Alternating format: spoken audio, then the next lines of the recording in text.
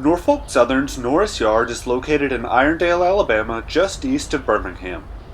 It serves as the headquarters of the railroad's Alabama division, as well as the heart of East End operations. The yard is named for Southern Railway President Ernest Norris, who was responsible for dieselization of the railroad in the early 1950s. One of the largest rail yards east of the Mississippi, Norris Yard serves trains going to and from Atlanta, New Orleans, Columbus, and Chattanooga, as well as other smaller cities.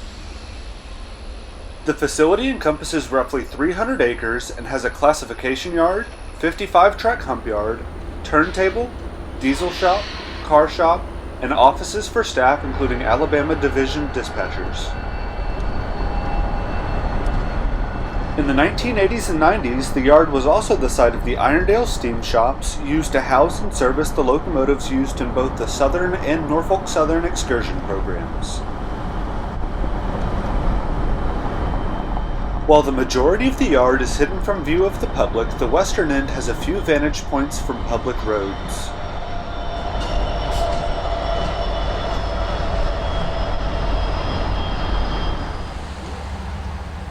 Irondale also serves as a major crew change point on the railroad, so trains that bypass the yard often stop on the main line to swap crews, just as this coal train did.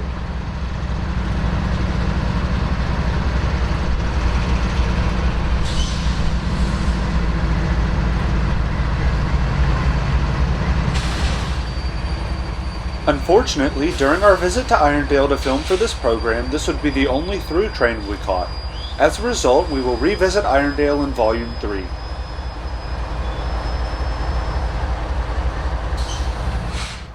Because of the typically high volumes of train traffic, Irondale is a very popular train watching location for both rail fans and the general public alike, and many parents take their young children here to watch the trains up close. The platform at Southern Caboose number 500 is a great vantage point, as is the larger platform across the tracks adjacent to the world-famous Irondale Cafe, which served as the inspiration for the book Fried Green Tomatoes. On the side of the building is a nice mural of Southern 4501 dressed in Virginia green. Although not directly related to the East End, one other spot in Irondale worthy of note is a shopping mall with several pieces of railroad equipment on display. These include a former Pennsylvania Railroad E8, a Southern heavyweight coach, a flat car that had previously been another train-watching platform in Irondale, a Central of Georgia baggage car, and a Frisco caboose. The train had served as both a barbecue restaurant and an escape room, but both businesses were unsuccessful and the train is currently available for lease. Moving east to Lubbock, it's finally time for some mainline railroading action.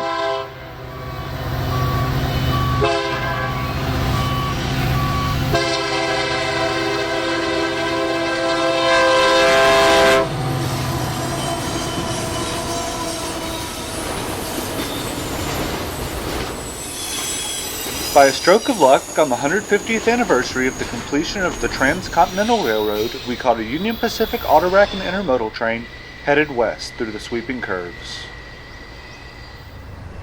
We now find ourselves in a more secluded location along the banks of the Cahaba River near the Grand River Outlet Mall. Passengers aboard the Crescent are enjoying a view of one of the most biodiverse rivers in the United States as they make their way to Washington, D.C. and New York City.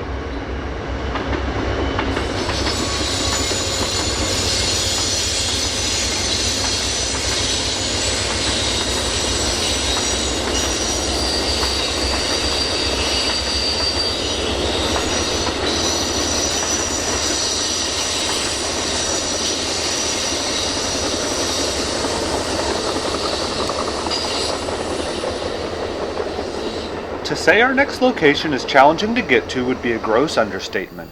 In order to reach this spot, one must hike through miles of dense woods, along and over steep hills, and cross a creek. Poison ivy is abundant and snakes are common in the area as well. All of these factors make it easy to see why this spot hasn't been photographed in decades.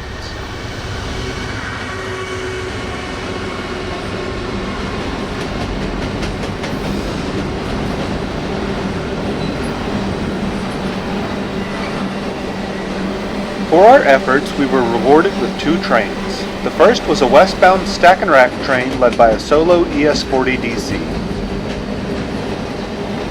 Today, the 350-foot-long bridge rests on concrete piers, but an original stone pier dating back to the 1800s still stands.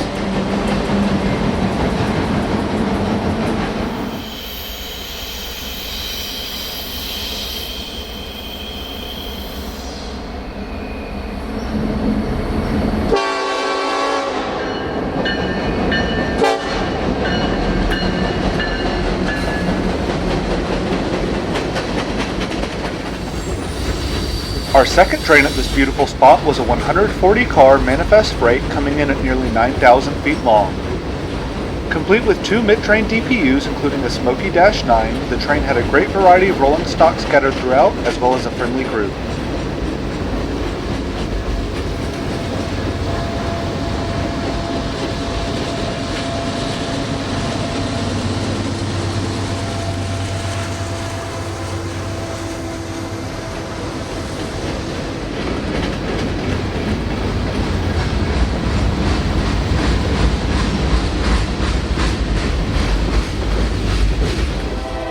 The town of Leeds has done an excellent job maintaining their historic Southern Railway depot, and like many small towns in the southeast, has a Southern bay window caboose on display.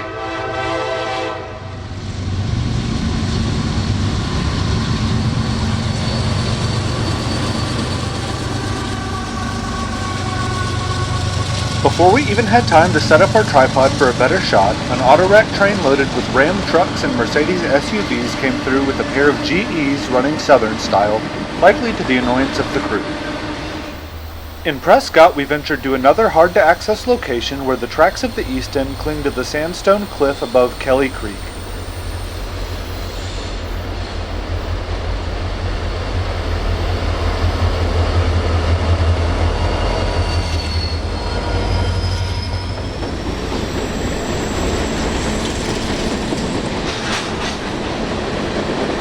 Here we caught a local headed west towards Irondale with a former Burlington Northern SD40-2 running long hood forward. The two trailing locomotives are of Southern and Norfolk and Western heritage. We also returned to Cook Springs to check out two more new locations.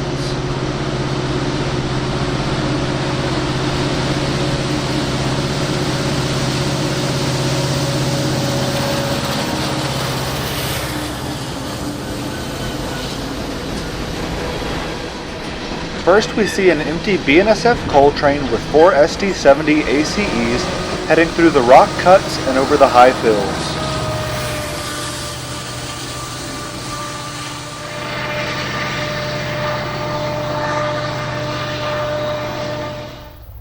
As promised in Volume 1, we visited the west portal of Cook Springs Tunnel, where we caught a local with 2 rebuilt SD60Es in charge.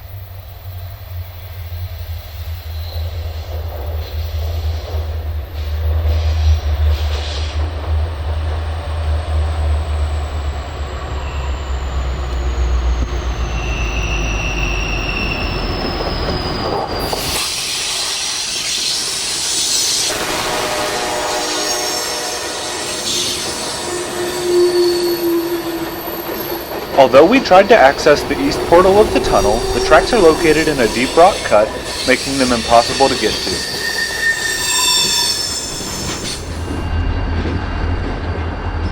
Norfolk Southern serves several customers at the Pell City Industrial Park. Here we see a local doing some switching on a beautiful May morning.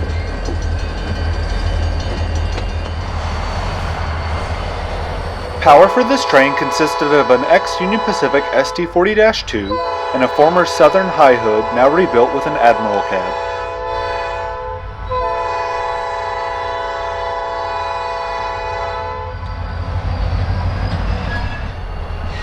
Some of the industries in the park have fairly steep grades on their spurs, making switching a challenge.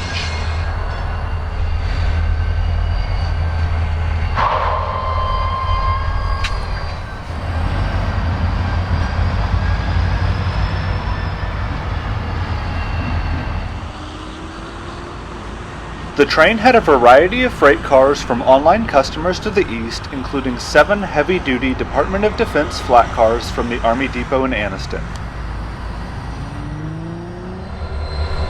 In order to finish switching, the local would have to foul the main line of the East End and block the grade crossing of Highway 78, so the crew waited for Amtrak 19 to pass before wrapping up their work. Interstate 20 crosses over the East End in the small town of Riverside. Here we caught the southbound crescent gliding through the low-lying woodlands.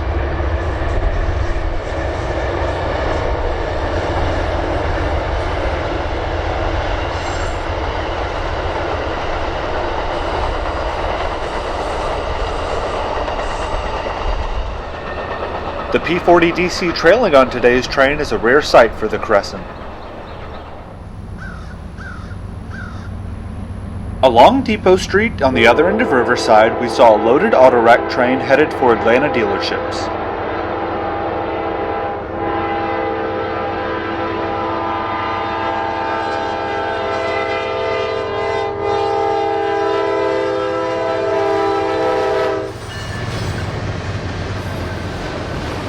The ES40DC leading the train appears to have struck a large rock or tree as there is caution tape on the engineer's side steps.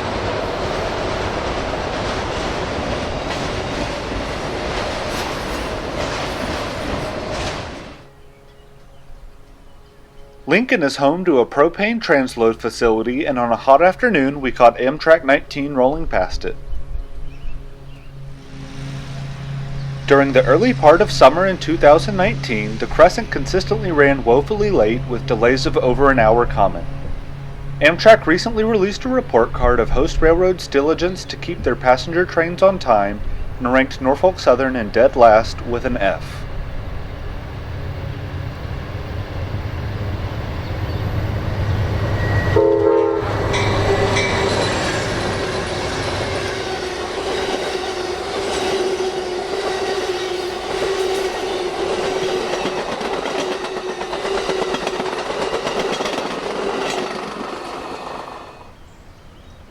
Although the Lincoln Depot still stands, it's in pretty pitiful condition these days with broken windows and rotten siding. There is a nice plaque nearby, however, summarizing the history of both the railroad and the town. Not far from the depot, we caught back up with the long manifest we had previously seen crossing the Cahaba, now flying over Blue Eye Creek, a popular fishing hole for locals.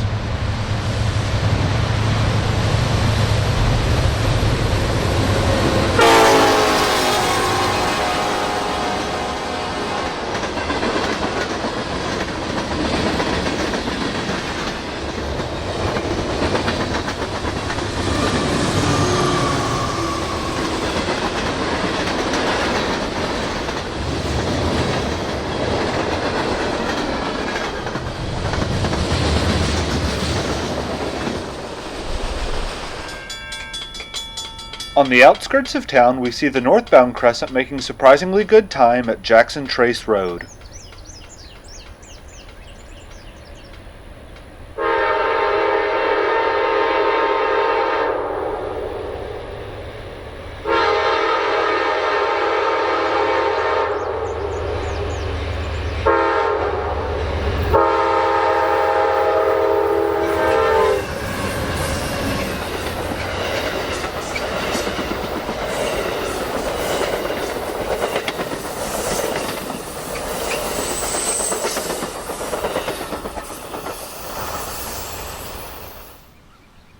The west end of the siding in Edwardsville is the location of one of the last completely original Southern signal bridges on the east end.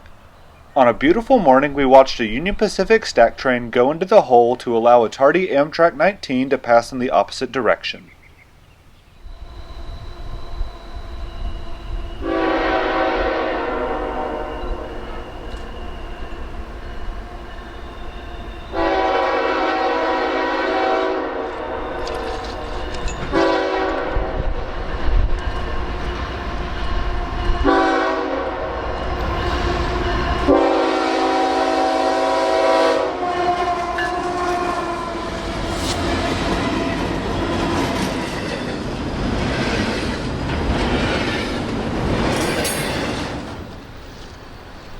A few minutes after the freight train cleared the main line, the blue and silver GEs ducked under the wooden timber road bridge of aptly named Bridge Street.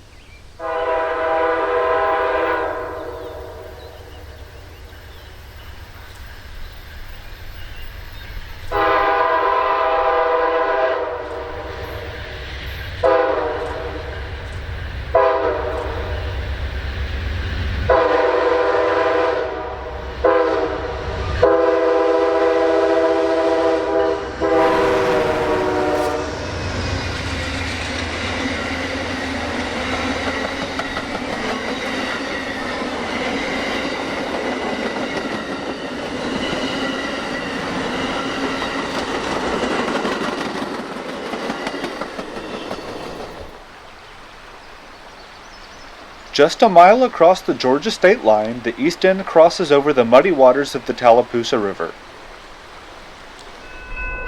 A westbound manifest sprinting towards the Alabama state line brings a familiar sight. The two DPUs we had caught twice before are now leading a train of their own.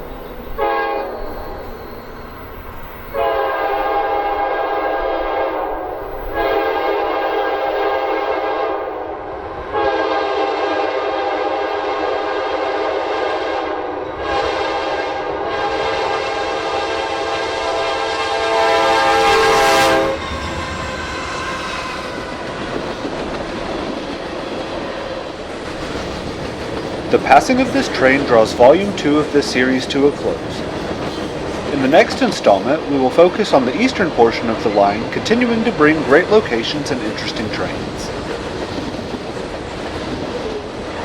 We hope you've enjoyed this presentation. If you have, please subscribe to Signal Light Productions, hit the like button, and check out some of our other videos. Thanks for watching.